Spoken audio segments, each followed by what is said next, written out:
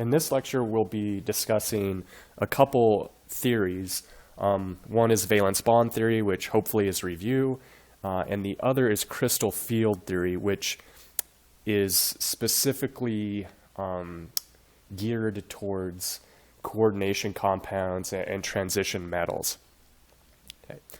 And you'll notice in a nutshell what crystal field theory is.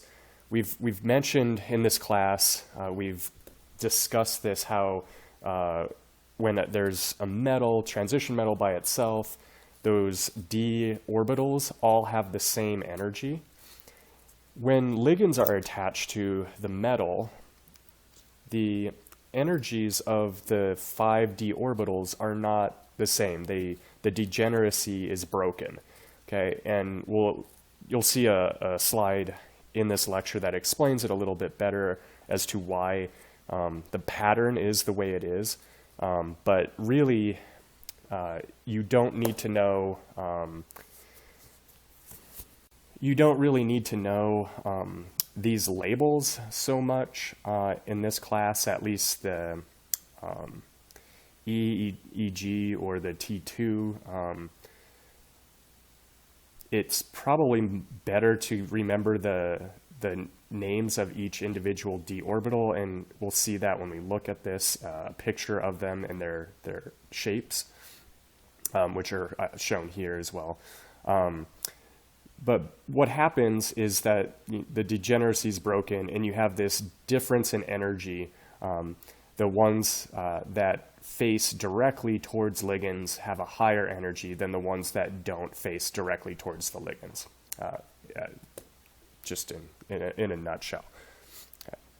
And this leads to some important properties, such as the magnetic properties can change of a coordination compound compared to the metal by itself, and the color of it can change as well, because now electrons can absorb energy in the form of light and move from a lower energy to a higher energy. Okay, so this is covered in chapter 23, section 4.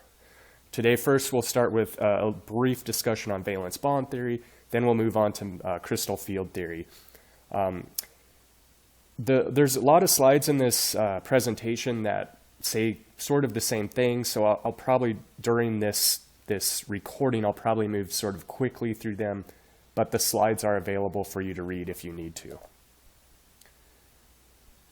Right, so let's first start with the review problem, and I'll try to do this as best as I can on the screen here. Draw the stereoisomers for each of the following and state the type of isomerism. Okay, so the first, we have cisplatin. Well, the formula is we have 2 amino groups and 2 chloro groups on platinum, right? If they're in the cis isomer, it's cisplatin. And I suppose if they're not, it's transplatin. So let's try to draw that. Okay, and platinum is in the center. And because it's a coordination number of 4, I'm giving you what the geometry is. It can either be, for coordination number of 4, it can be tetrahedral or square planar. So have to designate that.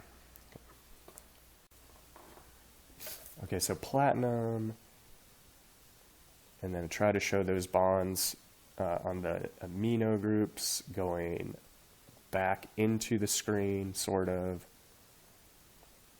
And then the bonds for the chloro groups I'll show coming out of the screen. Right, so not the best drawing, but hopefully get sort of the idea there. Square planar complex. And this would be the cis isomer, because the amino groups are on the same side and the chloro groups are on the same side. Or you can think of it, they're right next to each other or separated by 90 degrees. The other isomer for this, right, we have the same bonding pattern, same geometry, but now we'll have the chloro groups and the amino groups separated by 180 degrees. And this would be trans. Okay. B is a little bit more complicated. Okay, so we have chromium, 2 ethylene diamines, or EN groups, and 2 cyano groups, or cyanide. So the tricky part about this is the ethylene diamine is a bidentate ligand, so it connects at 2 spots. So I'll try to show that as best I can. Right? And because of that, this has, there are 2 of them, each have 2 connections, so that's 4 plus 2, so that would be a coordination number of 6, so this will be octahedral. Okay, so there's 1 EN group, okay, right? There's 2 carbons there, each carbon is attached to a nitrogen, which then attaches to the chromium. And let me just draw the other one here. It doesn't matter which 2 places you choose. You could choose, any 2 places you want to on this, because they are all equivalent. Okay, and then let's draw the other 2 bonds. Those are going to go to the cyano groups. Probably best to show it as like this because it's attaching to the nitrogen. Well, yeah, doesn't really matter. You can show it attaching to the carbon as well in this class. Not going to get too technical. Okay, so that is one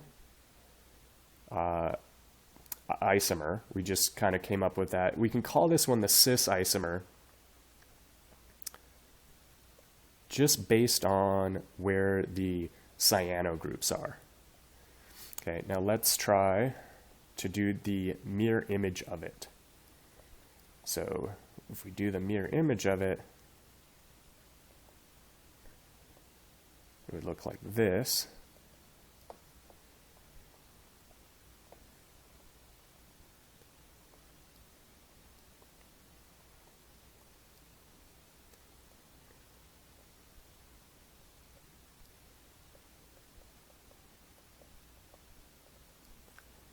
Okay, and hopefully you can tell just by rotating them and trying to superimpose them, they're not going to be superimposable. So these would be called enantiomers. Right. Well, there is one other isomer we can draw with this, right? We could have chosen to do the original just a little bit different and put the cyano groups in a trans configuration.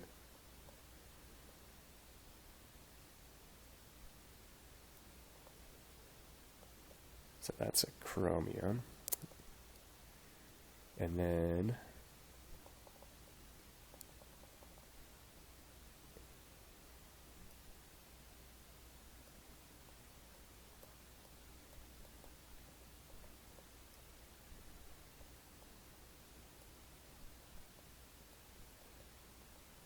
so this would be the trans isomer.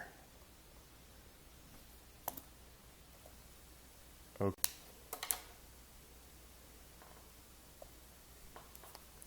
So just a brief discussion about valence bond theory and hybridization. Valence bond theory was developed in the 30s by Linus Pauling, and it was a combination of Lewis structures and the Schrodinger wave equation, which is quantum theory. And it's used in conjunction with VSEPR, or the valence shell electron pair repulsion, to determine the shape of a molecule. Right? The orbitals that form excuse me, when bonding are different from the orbitals in an atom by itself. So they have to change to be able to account for these molecular shapes that are being observed. So in a nutshell, what it is it's atomic orbitals mixing to hybridize when bonding occurs, and they form what are known as hybrid orbitals. And the spatial orientation of these correspond with the observed molecular shapes. Right? The number, so there's some basic rules. The number of hybrid orbitals that forms has to equal the number of atomic orbitals mixed. The type of orbitals, of hybrid orbitals forms, is going to vary with the types of atomic orbitals that are mixed. And the shape and orientation of a hybrid orbital maximizes the overlap with the other atom in the bond. So remember back from chapter 11 when we talked about this in the first quarter of general chemistry. In this particular diagram, we have two orbitals mixing an s and a p orbital, and they form two hybrid sp orbitals. And what are left are two atomic p orbitals that are unhybridized.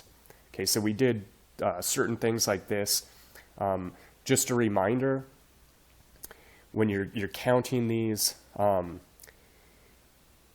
the number of hybrid orbitals that you make, what we term the hybridization for that, if you add up the letters in that will tell you how many hybrid orbitals there are. So if you have two, it has to be sp, right? At least and when we're looking at the normal sort of covalent, non-metal covalent bonding. Okay. These hybrid orbitals here overlap with the unhybridized chlorine orbitals and form that overlap. Shared electrons form the bond. We talked about some more complicated geometries like octahedral, and when we discuss this with something like sulfur, which is a nonmetal, it can what's known as expanded valence. It can tap into the d orbitals here, even though it doesn't have d electrons. And it can mix, and we can form 6 hybrid orbitals, and they are called sp3d2. So there's 1 s, 3 from p, 2 from d, which equals 6. But the binding in complex ions is a little bit different. Each ligand donates an electron pair to the metal, and the ligand then acts as a Lewis base. Remember back from our discussion of acids and bases, Lewis bases donate electrons, Lewis acids accept electrons, so the metal is acting as a Lewis acid. This type of bond is called a coordinate covalent bond, since both shared electrons are from that ligand. Okay. In terms of valence bond theory, the filled orbital of the ligand overlaps with an empty orbital of the metal ion. So that's where it's a little bit different valence bond theory-wise. Okay, so the filled orbital of the ligand is going to overlap with empty orbitals of the metal. The valence bond model proposes that the geometry of the complex ion depends on the hybridization of the metal ion. Okay, so here we have an example. It's an octahedral complex, chromium with 6 amino groups. So it's the chromium is 3D, okay, so this complex has a +3 charge. So we can figure out the electron configuration for chromium, and it would be the 3 electrons in the 3D orbital. Okay, that means it has 2 empty 3D orbitals. Okay, and then when we go up from there, there's also an empty 4s and an empty 4p orbital that are available to mix. Okay, when those mix, those are going to be the 6 and 2 electrons from each of the amino groups go into these orbitals, these hybrid orbitals. Okay, and they form those bonds. Okay, the chromium itself keeps those 3 electrons in its 3d orbital that were already there. It still has a +3 charge. And the hybrid orbitals now, the naming is a little bit different. Okay? In General Chemistry 1, we would have called an octahedral complex sp3d2.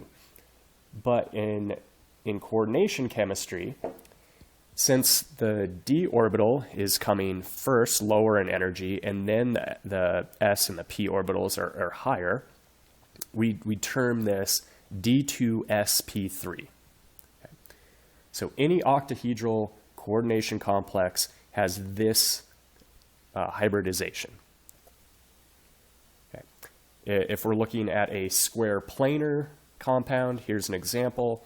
So nickel, in this case, is our center transition metal. It has a particular number of electrons. Okay. It has a full, at least all the d orbitals have at least one electron in them. So you might think, well, then now it can't use any of those to hybridize orbitals. But what it does, these two are unpaired, and it will move one electron into the orbital of another to pair up, and then thus use it. Okay, so then it uses 1d, 1s, and 2p. So it's a dsp2 to form 4 hybrid orbitals. Okay, and something like zinc that has a completely full d subshell, it doesn't have d orbitals available to it. So when it forms hybrid orbitals, it will mix the s and the 3p's to have sp3 hybridize. So the most common geometries we're going to look at, right, octahedral, square planar, and tetrahedral, you have now the hybridization of what those orbitals are for those molecular shapes of coordination compounds. Okay. Valence bond theory is great at predicting the shape, but it does not predict color or magnetism, which are obviously pretty important when we're talking about transition metal and coordination compounds. So molecular orbital theory was developed with quantum theory as a kind of an extension of that, and it was used to explain magnetic properties and spectroscopic properties where valence bond theory just didn't do that. Okay, it's very complex. Valence bond theory, the orbitals are localized and overlap. In molecular orbital theory, these are the orbitals and electrons are delocalized over the entire molecule. So when you get bigger and bigger molecules with more and more electrons, this becomes very complex. Okay, in molecular orbital theory, you have mixing of atomic orbitals to form delocalized molecular orbitals. So in that way, it's very similar to valence bond theory, but just more complex. Okay. And because of that complexity, we can't, it's very hard to use molecular orbital theory. Obviously, if you're in like a computational chemistry class, you can do this. But for us, we kind of just glance over molecular orbital theory. Okay. Well, a new theory needed to be invented. Okay, so in the 30s when this was being developed, they really couldn't use molecular orbital theory on coordination compounds because they were too complex for doing the calculations at that time. And so a new theory was developed by Hans Bethe and John van Vleck, okay? And it was based on the idea that the metal ligand bond is purely electrostatic. So electrostatic meaning that it was sort of like an ionic bond where you have a full charge interaction. And based on this, you'd follow Coulomb's law, which is the charges the two charges multiplied by each other divided by the distance between them equals the energy, right? So you can have repulsive forces or attractive forces here based on what the charges are, if they're like charges or opposite charges. And because of this, the shape of those orbitals, the 3D shape, matters with the electrostatic forces. Okay, this theory explains color and magnetism in terms of the effect the ligand has on the energies of the d orbitals of the metal ion. The bonding of the ligands to the metal ion cause the energies of the metal ion d orbitals to split. So you hear this referred to as crystal field splitting. That's what they're talking about. The d orbitals, again, of the unbonded metal ion are equal in energy, but they have different shapes, so their interactions with the ligands are going to be different. Okay, and the splitting of the d orbitals depends on the relative orientation of those ligands. So if we look at an octahedral complex, our metal is here. We have 6 ligands positioned at 90 degrees from each other on the vertices, if we're thinking about axes. Okay, so if we look at how the particular d orbitals would be oriented with respect to those ligands, those are shown here. So I think the easiest d orbital to remember is the dz squared. That's the one that looks kind of like a p orbital with a little donut around it. So that one, it's on the z-axis, right? So it's going to be facing towards ligands, right? So that's going to be a stronger interaction. The dx squared minus y squared is the one that has its lobes along the x and y axes. So there again, you're going to be facing ligands. Those two orbitals are going to point directly at the ligands, and therefore they're going to be higher in energy in an octahedral complex. The other ones, like dxy, the lobes are bisecting the x and y axis. dxz bisect the x and z axis, and dyz bisect the yz axis, or the yz plane. Okay, those don't face directly to any of the ligands, so they're going to be lower in energy, again, in an octahedral complex. So here's an energy level diagram. This would be just an atom by itself, right? So all the particular orbitals within a specific subshell have the same energy. Okay, that changes if we just look at our d orbital, 5d orbitals, when we can kind of ignore this. When we add ligands to that now, that's where we get this splitting. Okay, and this is known as Eg for the 2 higher energy ones and T2G for the 3 lower energy ones. Those terms, again, I'm not gonna make you memorize them in this class. You'll probably just remember them after looking at it often enough, but it comes from the symmetry of the orbitals, I believe. So the difference in energy between them now, the splitting, is labeled as delta.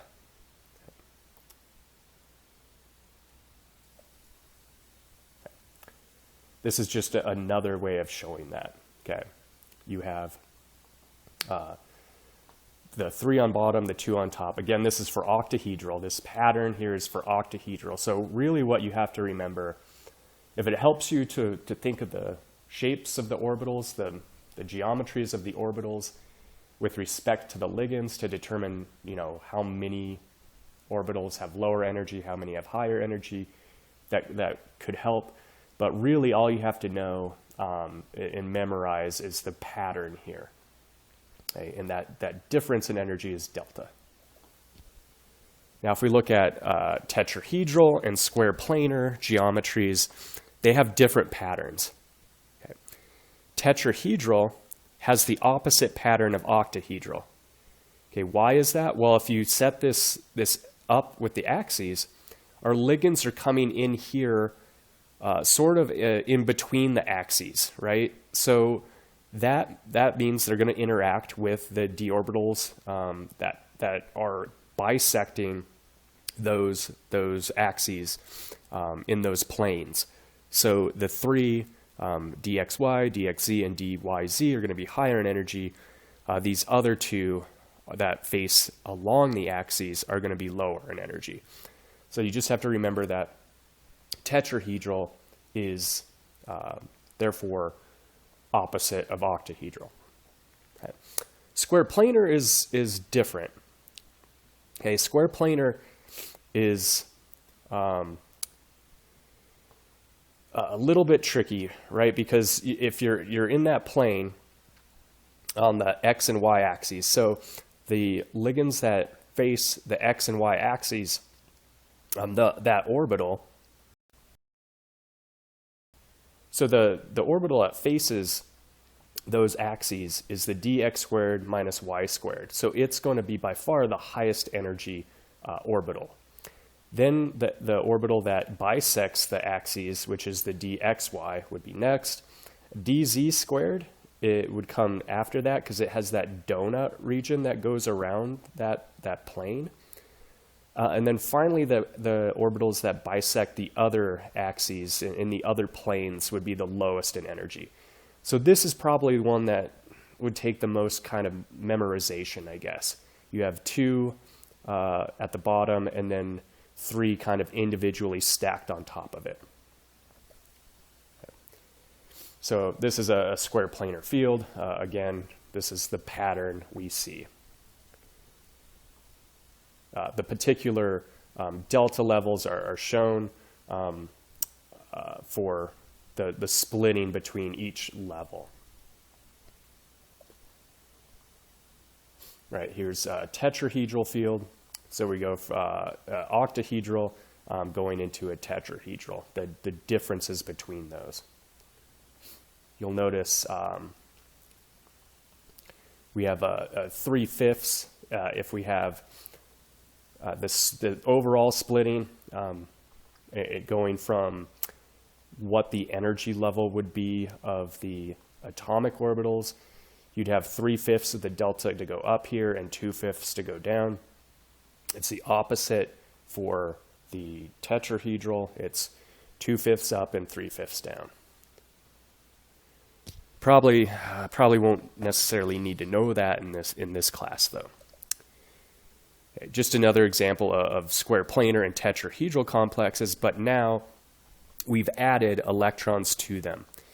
Okay, so if we have D8, so having 8 d electrons in one of these complexes on the metal, how that would look in a square planar is shown, right? That would be diamagnetic.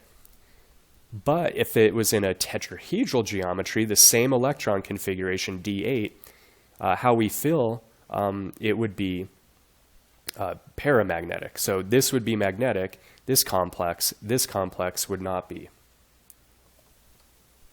Right, just another picture of showing how these ligands face in a tetrahedral geometry. Hopefully that might help.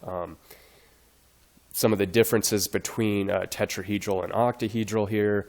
The middle, you might hear this sometime, is referred to as the Berry center. That would be where the energy would be of the d orbitals in the non-bonded metal, the atomic orbitals in that non-bonded metal. Okay. Tetrahedral splitting is smaller than octahedral splitting, so hopefully that's obvious from the figures we've shown.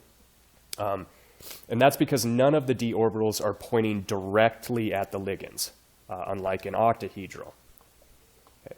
Most tetrahedral complexes are high spin because the energy level of the electron filling is greater than the delta. And so I'll explain what high spin and low spin mean in a minute, but just briefly, high spin means you would fill one electron in each orbital before you start pairing them. Low spin means you would start pairing the electrons in the lower energy orbitals before you put them in the higher energy orbitals. So high spin means you fill the high energy orbitals along with the low energy orbitals. Low spin means you fill the lower energies first and then move to the higher energy. Okay. Right, so the difference here between high spin and low spin, okay, the potential energy or pairing energy versus the splitting. Okay.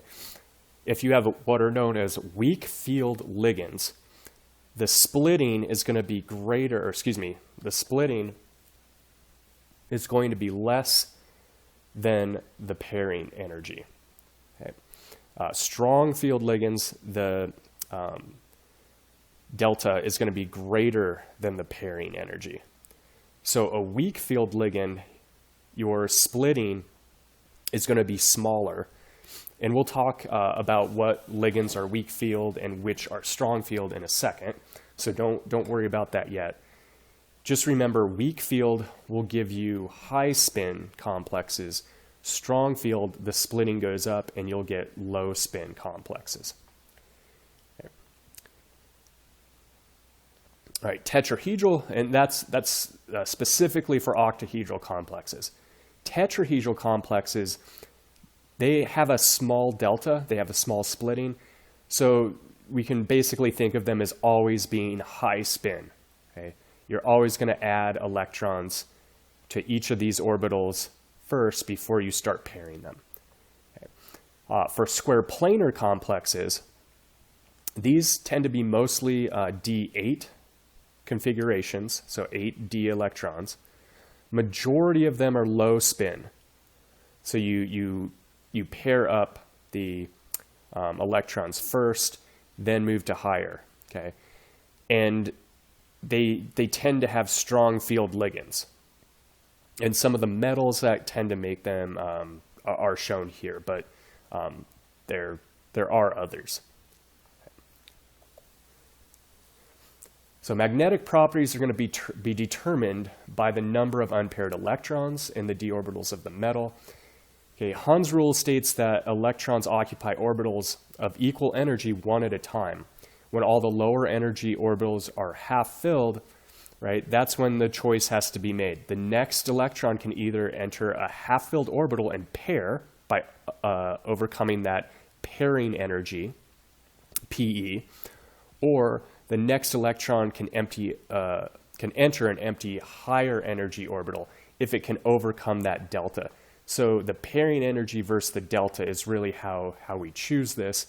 And so that delta is influenced by the types of ligands that are bonded to our metal.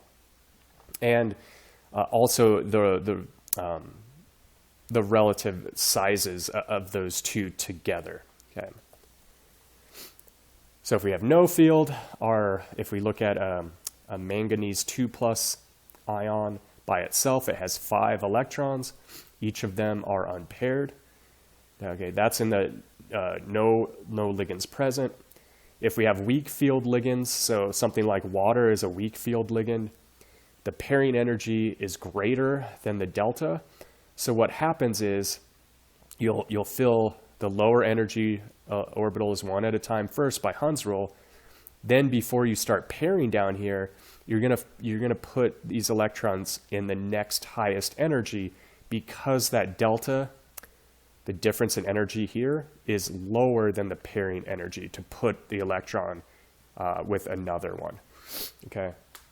If you had a strong field ligand, that would make what we call a low spin complex, right? The pairing energy now is less than the splitting, the crystal field splitting. So you would pair them like this, right? So something like the cyanide anion is what we term as a strong field ligand, okay? So the number of unpaired electrons in these same metal, right?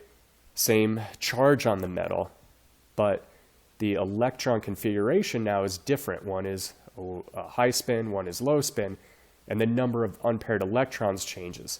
Okay, so the more unpaired electrons you have, the greater magnetic moment that material would have, or the more magnetic it would be.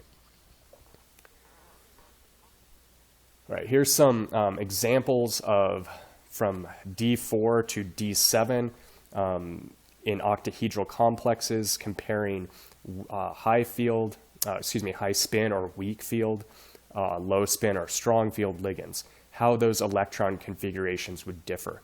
The biggest difference that you can see would be for D6, you would have a paramagnetic substance if it was high spin, and you'd have a diamagnetic substance if it was low spin.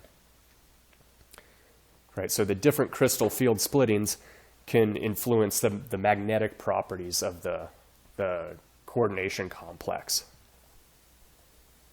Right, here are just some rules.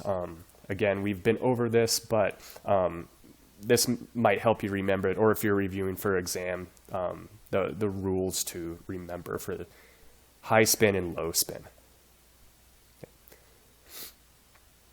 Right, again, just showing the difference between something with weak field ligands being high spin, strong field ligand, bigger splitting, it is now low spin. Right, and we've mentioned this one before, that D6 in weak field, it's paramagnetic. That would be in high spin, weak field ligands. Strong field ligands, it would be low spin. Okay, some of the factors that affect that splitting, the size of the metal ion can, but we generally don't consider that in this class. Charge of the metal ion can, the size of the ligand can, and then we use what's known as the spectrochemical series. So if you were looking at the halogens, as you go up a group, they get stronger field. So iodine is lower than bromine, is lower than chlorine, lower than fluorine, and then you move into hydroxide, water, the ammonia, amine, cyano, and the carbonyl. So all of them, or most of them, I guess, that are important to note are given on this series down here. For an exam, I'm probably not going to have you memorize this, but I would hopefully try to tell you if it's something's strong field or weak field. You can use this slide as a reference if you're doing homework and it doesn't tell you whether something's strong field or weak field, but on an exam, I'll be telling you which are strong field and which are weak field. Here is a table of the splittings for a variety of complexes. And you can kind of see this, right? The splitting is going up when we're moving from chloro to aqua to amino, the En and the Cn groups, right? That we're increasing the value of delta. So the energy, the splitting energy is going up for these. And if you wanted to compare the metals, right, if you look at something as a +2 charge, just let's look at the chloro ligand for it. It's going to have a smaller delta than something that has a +3 charge. So let's try a practice problem with this. Iron 2 forms a complex in hemoglobin. For each of the two octahedral complex ions, given here, one we have hexa aqua and the other is hexa cyano. Draw an energy diagram showing the orbital splitting, predict the number of unpaired electrons, and identify the ion as low spin or high spin. Okay, so let's first look at the hexa aqua. And aqua is sort of one of those low to intermediate ligands. And first we need to remember that pattern. So we have 3 and 2. Okay, the exact labels here are DXY dyz, and dxz. And we call these the T2G. These two are referred to as the EG, and they are dz squared and dx squared minus y squared. Okay. Now we need to determine iron 2. How many electrons, how many d electrons does it have? Well, if you look at the periodic table, you take out 2 electrons, you're taking those out from the s orbital first, right? And then you count over how many spots you count over from that point would be the number of d electrons. So it would be d6. So iron 2 is what we refer to as d6, has 6d electrons. So we need to place these now. And since this is a weak field ligand, relatively weak field, we're going to say that this is a high spin complex. And what does that mean? That means the pairing energy is less than the delta. So 1, 2, 3, right? And because now it's high spin, we continue on in the higher energy levels. So 4, 5. Now we go back down to pair, 6. Okay. It has unpaired electrons, so it's paramagnetic. Now, if we look at the other complex, that cyano group, that's a strong field ligand. So that is going to be low spin. Okay, it follows the same pattern, and I'm not going to draw in the labels because I've already done that on the other side, but the splitting is bigger. And I probably should have shown it a little bit bigger than I did, but it's bigger there. And because of that, pairing energy is less than, pairing energy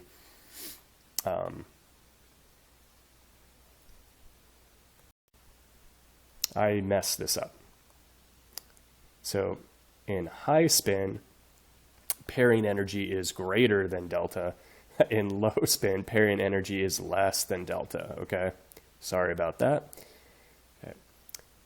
So because pairing energy is less than delta, the splitting, now we add them all to the lower energy levels first. So 1, 2, 3, we don't go up here, we start pairing now. 4, 5, 6, right? And you can see that we don't have any unpaired electrons now. It's diamagnetic.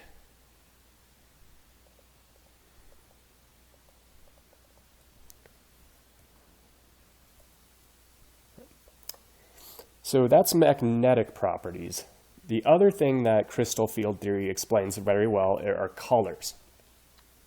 Okay. When something absorbs light, what can happen is electrons can move from lower energy levels to higher energy levels. And whatever that difference is equal to the energy of light that's absorbed. That light is absorbed and the other wavelengths of light are transmitted. Okay, and the ones that are transmitted give it its color.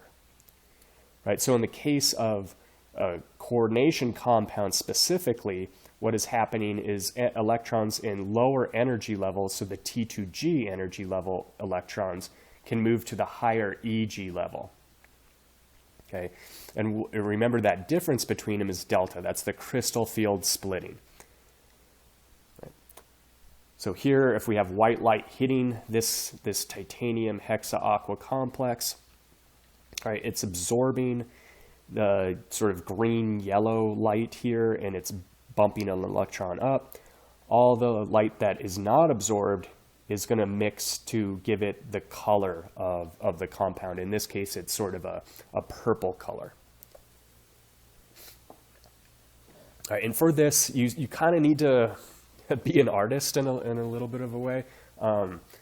Each color has a complementary color. That's the opposite on the artist wheel shown here. Okay, so if something's absorbing red, it's going to look kind of green. If something absorbs violet, it's going to look yellow. Okay. That's something I tend to give this on an exam, so you don't have to memorize it. And then the wavelengths of each of these lights are shown, the cutoff wavelengths. Right, so this is just how to look at this in a table. Right, if we absorb a particular wavelength or color here, what color observed do we have, or what wavelength observed do you get?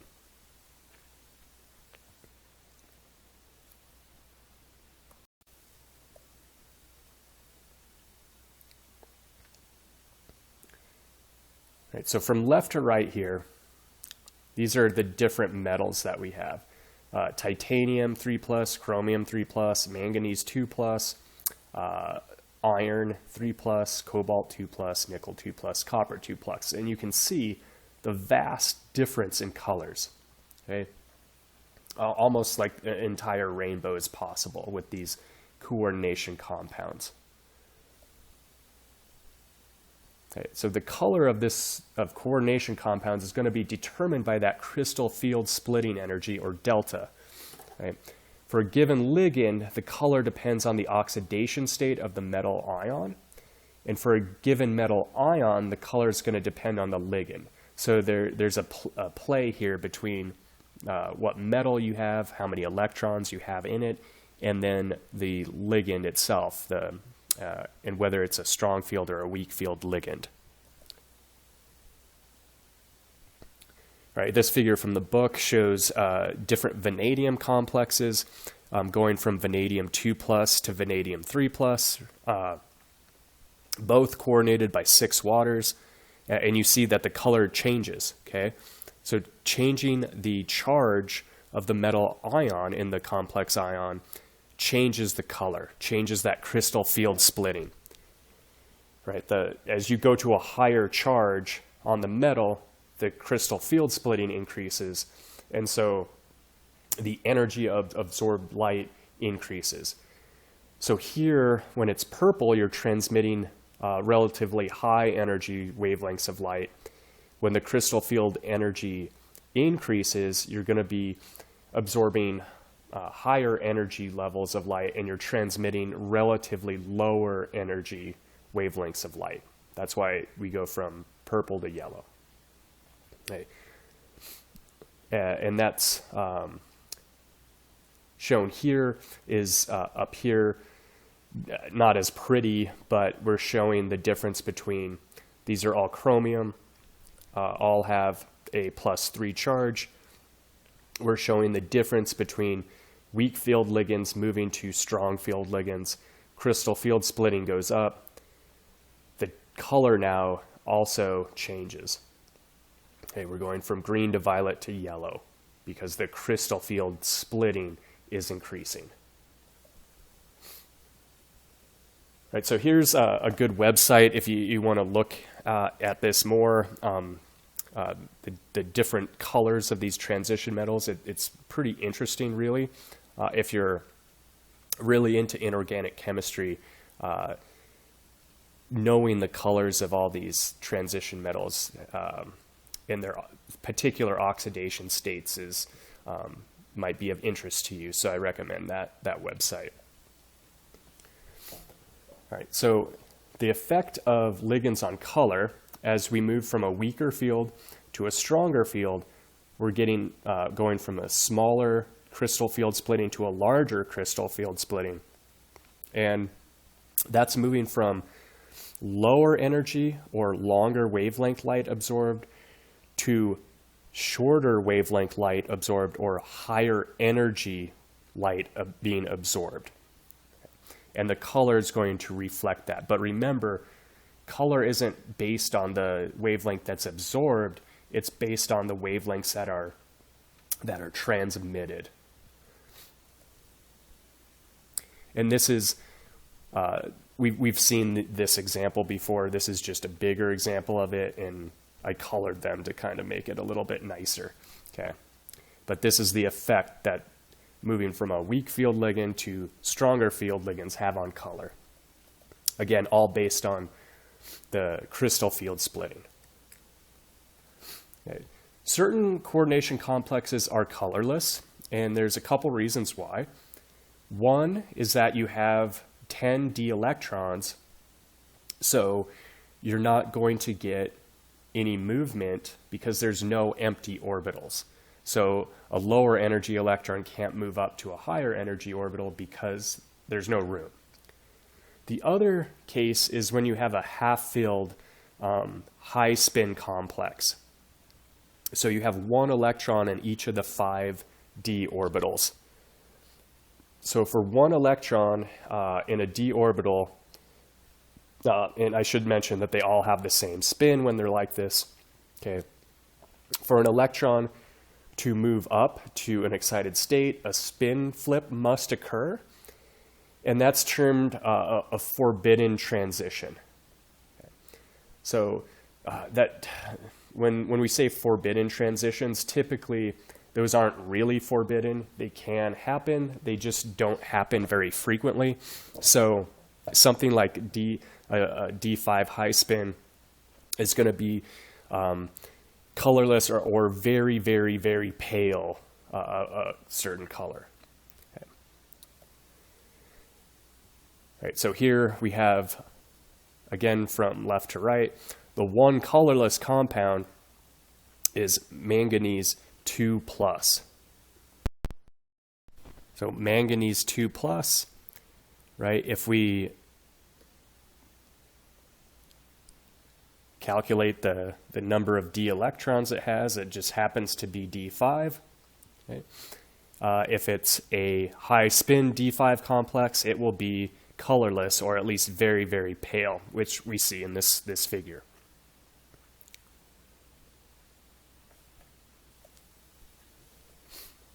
Okay, last practice problem.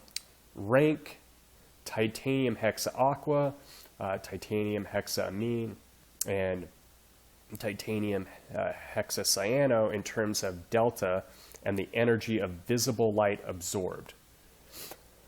Okay, so hopefully it might take a little while to get used to these, but I'm expecting you to know some of these common ligands that we see, and hopefully you remember that the ligand field strength, H2O, is lower than NH3, and cyano is the highest. So this is ligand field strength.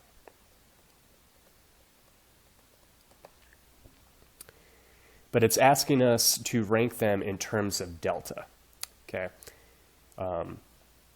so delta is just going to be the same pattern as our ligand field strength.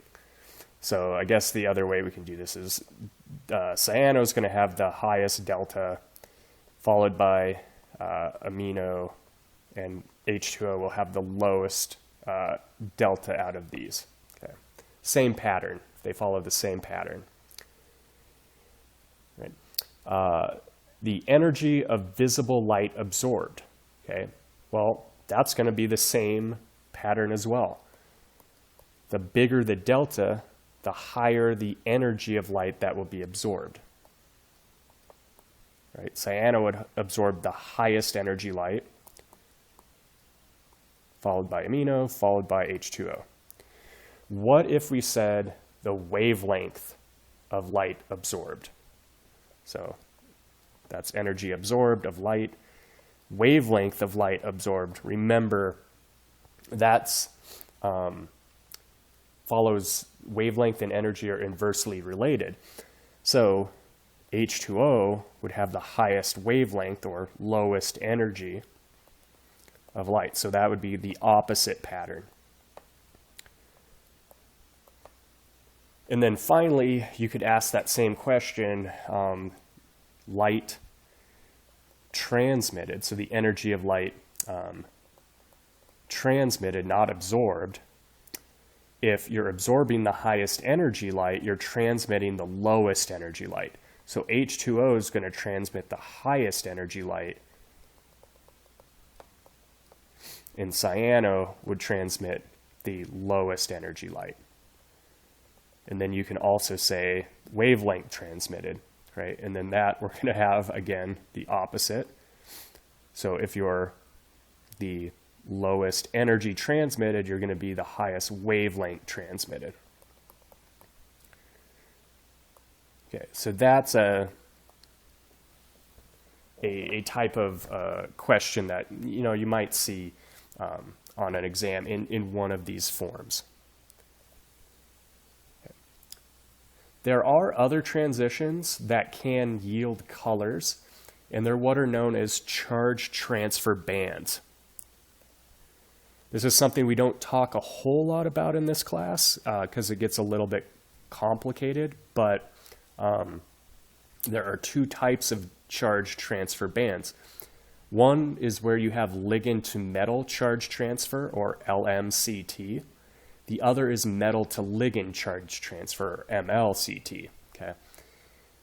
Both are quantum mechanically allowed and thus are very intense.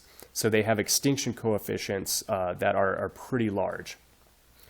Okay, what happens here in ligand to metal charge transfer, you can have absorption of a photon of light that promotes an electron localized on a ligand, so not even an electron that's on a metal, one that's on the ligand can absorb light and be transferred to an orbital that's localized on the metal. So that's where the charge transfer comes into play.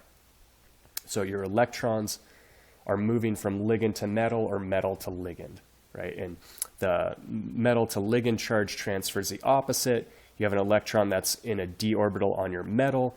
It absorbs a photon and it moves to a pi or pi star orbital that's localized on the ligand. Right, and here's just a kind of a orbital diagram of this sort of a charge transfer. Probably not going to need to know this orbital diagram, but being able to explain what a ligand to metal charge transfer or a metal to ligand charge transfer is something that I might expect you to do. Okay, so that ends this lecture on crystal field theory. Lecture next time will be over some material that's in supplemental reading that's available on Canvas.